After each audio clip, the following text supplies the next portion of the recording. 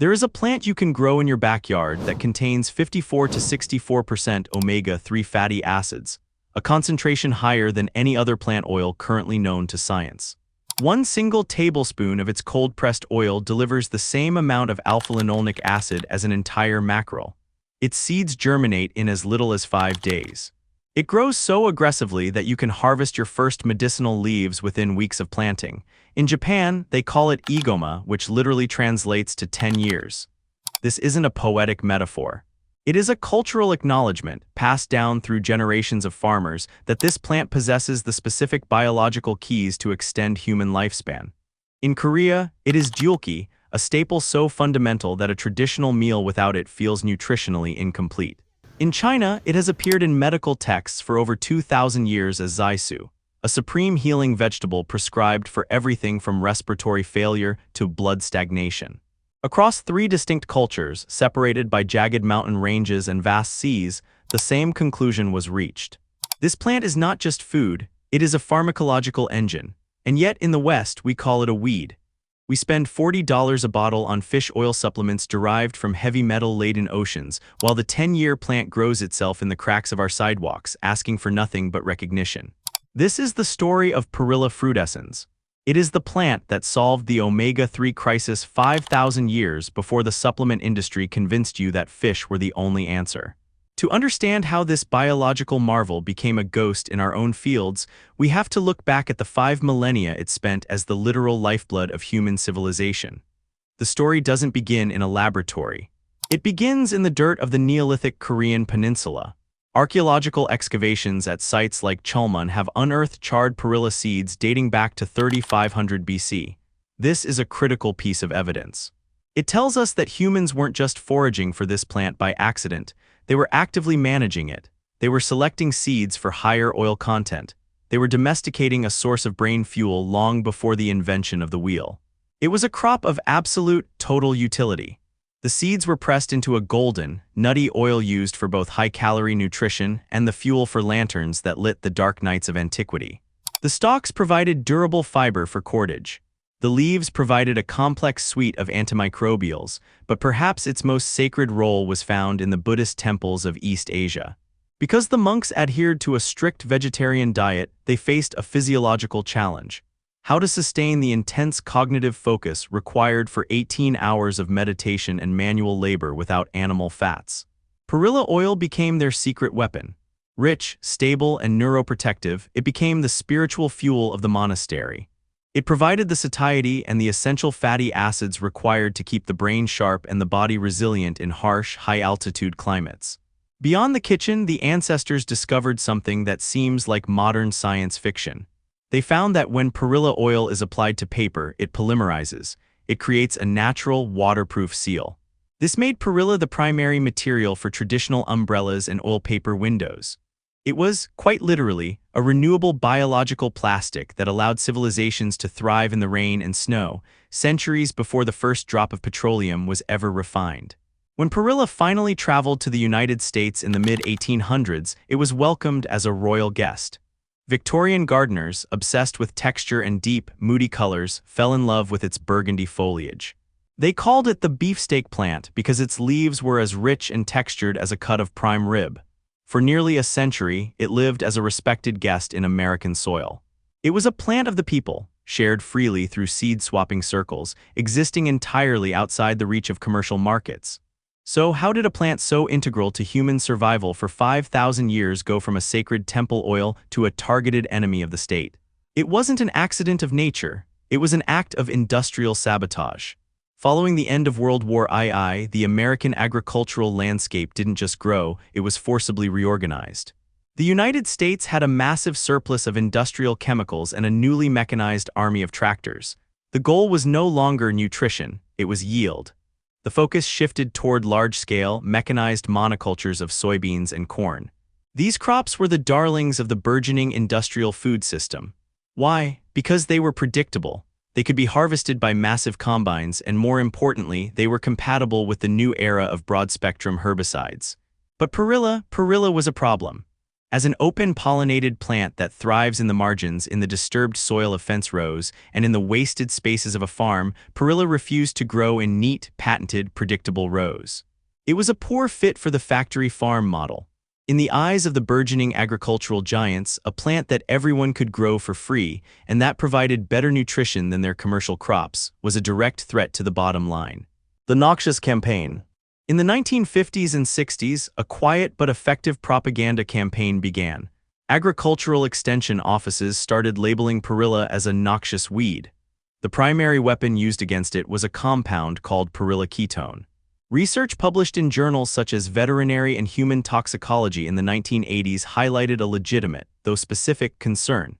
If cattle, deprived of good pasture during a drought, grazed on massive quantities of dried Perilla, the ketone could cause acute respiratory distress syndrome. While this was a real issue for cattle ranchers, the scientific nuance was intentionally stripped away in public messaging. Instead of educating farmers on simple pasture management, the USDA and local agencies branded the entire species as a toxic pest. They didn't just suggest removing it. They mandated its eradication with chemical sprays. By defining Perilla as a dangerous weed, the path was cleared for the total dominance of the soybean oil industry. Ask yourself, why do we use soybean oil in everything today? Is it because it's the healthiest? Absolutely not. Perilla oil is a vastly superior source of omega-3s, but it is reactive. Because it is so rich in life-giving fats, it has a shorter shelf life in transparent plastic bottles sitting on a grocery store shelf. Soybean oil, however, is chemically stable, low in nutritional quality, and, most importantly, vastly more profitable for global processors like ADM and Cargill. We traded a high-performance, perennial-style ancestral oil for a low-performance industrial lubricant because the latter was easier to control, easier to patent, and easier to ship across the globe. But while the industrial complex was busy burying Perilla, the plant's biological laboratory was still working. Does the modern science actually support the claims of the ancient monks? When we look at the raw data, the nutritional density of Perilla is almost staggering. 100 grams of Perilla seeds, about 3.5 ounces, contains approximately 35 to 45 grams of total oil. Within that oil, the concentration of alpha-linolenic acid, ALA, consistently ranges between 54 to 64%. If you were to consume just 100 grams of these seeds, you would be ingesting roughly 25 grams of omega-3 fatty acids. To put that into perspective, this plant produces a higher concentration of omega-3s than flaxseed, and it dwarfs the levels found in the salmon we spend billions to cultivate. In the 1990s, Dr. Artemis Simopoulos, one of the world's leading authorities on fatty acids, began sounding the alarm about the great imbalance. Our modern Western diet is drowning in omega-6 oils from corn and soy. This flood of omega-6 drives chronic systemic inflammation, the silent killer behind heart disease, diabetes, and cognitive decline. Perilla was the natural corrective to this disaster. It offers an omega-3 to omega-6 ratio of 6:1. This is the highest ratio of any known cooking oil on the planet. Perilla doesn't just give you nutrients. It actively corrects the damage done by the industrial food system. And the leaves, they are a pharmaceutical powerhouse. They are one of nature's most concentrated sources of rosmarinic acid, a polyphenol that has been proven to inhibit the symptoms of seasonal allergies by literally blocking inflammatory leukotrienes. They contain perillaldehyde, a potent antimicrobial that neutralizes foodborne pathogens like Staphylococcus aureus. Traditional healers didn't know these names, but they observed the results. They saw that Perilla reduced inflammation, eased breathing, and calmed the gut. They prescribed it for respiratory infections and seasonal congestion long before pharmaceutical interventions existed, and they were right. Every traditional use has been validated by modern peer-reviewed research. Yet, grocery stores stock 17 varieties of olive oil, which contains only 10% omega-3s and 0 varieties of Perilla. This isn't market forces. This is the structural exclusion of knowledge. Continuing our descent into the mechanics of this plant, we now look at why the experts stay silent and how the plant's sheer speed of growth is actually a threat to the trillion-dollar supplement industry. The medical establishment's silence on Perilla is deafening. Doctors recommend fish oil reflexively, writing prescriptions for expensive omega-3 supplements without ever mentioning that a common garden plant contains higher concentrations. Medical school curricula teach students about the benefits of EPA and DHA, without ever teaching them that humans cultivated perilla for these very compounds thousands of years before the first laboratory was ever built. The knowledge exists. It is in the published research, in peer-reviewed journals, and in clinical studies conducted at major universities. So why isn't it in your doctor's office? Because perilla is a victim of its own accessibility. It is an open-pollinated plant. You can grow it for the cost of a $3 packet of seeds. Once you have it, you can save your own seeds forever. There is no patent to be filed. There is no recurring subscription model.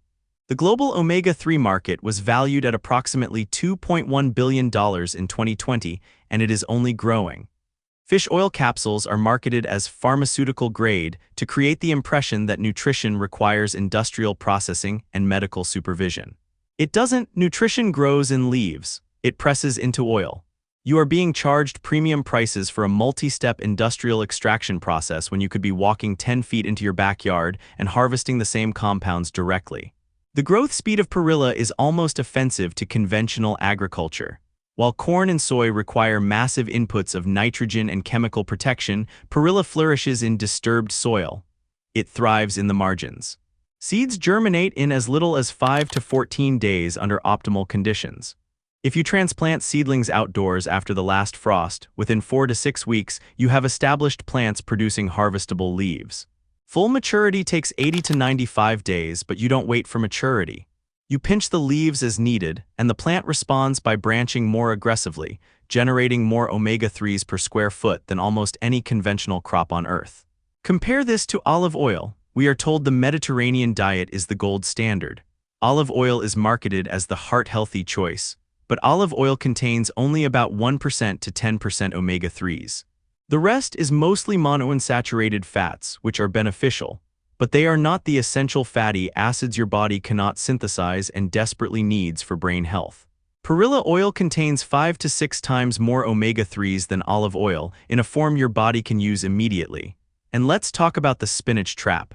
For decades, we were told to eat spinach for iron and minerals. But spinach is loaded with oxalates, compounds that can contribute to kidney stones and actually block the absorption of the minerals they claim to provide. Research indicates that perilla leaves have a significantly lower oxalate content than spinach. This means the calcium and magnesium in perilla are more bioavailable. Your body can actually use them instead of having them bound up by plant toxins. It is a cleaner, more efficient fuel for the human machine. Now the supplement industry has one final card to play, the conversion question. They will tell you that perilla oil contains ALA, which the body must convert to EPA and DHA, the fatty acids found in fish oil. They claim this conversion is inefficient. What they don't tell you is that the conversion rate doesn't need to be 100% efficient when your intake is massive. If you are consuming 64% omega-3s from fresh perilla oil, even a conservative conversion rate delivers significant EPA and DHA to your cells. Furthermore, unlike fish oil, which becomes rancid quickly, oxidizes easily, and often tastes like rotting fish, perilla oil is stable and delicious. It doesn't make your kitchen smell like a dock at low tide. It doesn't bioaccumulate the heavy metals of a dying ocean. It is the direct source. By consuming perilla, you are eliminating the middleman. You are going straight to the botanical laboratory that the fish themselves rely on. If you want to reclaim the power, you don't need a laboratory. You just need a small patch of dirt and a bit of sunlight. Perilla is incredibly hardy, flourishing in USDA hardiness zones 4 through 10. It is a member of the mint family, which means it has a square stem and an aggressive will to live. It is one of the few superfoods that actually prefers partial shade, making it perfect for those corners of your yard where your tomatoes and peppers always seem to struggle. Because perilla seeds have a relatively short viability, it is critical to get fresh seeds from reputable sources like the Kitazawa Seed Company or True Leaf Market. Once you have them, the foolproof method for growing is fall sowing. In nature, perilla drops its seeds in the fall. They sit in the cold ground all winter in a process called cold stratification. Simply scatter your seeds on the surface of the soil in late fall and lightly press them in. Do not bury them deep. They need a bit of light to wake up in the spring. When the soil warms in late April or May, they will pop up like a lush, purple carpet. To maximize the anti-inflammatory rosmarinic acid and the volatile perillaldehyde, harvest the leaves in the mid-morning. This is the golden window, just after the dew has evaporated, but before the midday sun begins to bake off the essential oils. These leaves can be used fresh in salads, where their low oxalate content helps you absorb minerals, or they can be fermented in a soy-based brine, a traditional Korean method that preserves medicinal polyphenols for months. To turn these tiny, oil-dense seeds into liquid gold, you use a stainless steel home press machine.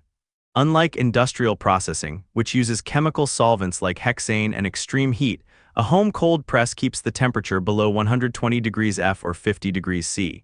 This is critical. The alpha-linolenic acid in Perilla is highly sensitive to heat. Once it reaches a smoke point, those fragile omega-3 bonds break down, turning a healing oil into a pro-inflammatory one. 1 kilogram of dried seeds, about 2.2 pounds, will typically yield 350 to 450 milliliters of oil. This fresh, cold-pressed oil should be stored immediately in dark glass bottles in the refrigerator. In the kitchen, this oil is never used for high-heat frying. Instead, it is a finishing oil, drizzled over warm grains or vegetables to preserve the structural integrity of the fats that fueled the monks and emperors of the past. Next spring, you have a choice. You can continue buying omega-3 supplements at $40 a bottle, trusting that industrial extraction is superior to what nature creates. Or you can spend $3 on a seed packet, plant them after the last frost, and harvest your health for free. The plant is waiting, the seeds are available. The knowledge is here. Will you keep buying what you could grow? The choice is simple. The plant makes it easy. Reclaim the yield, reclaim the ancestry. I'll see you in the garden.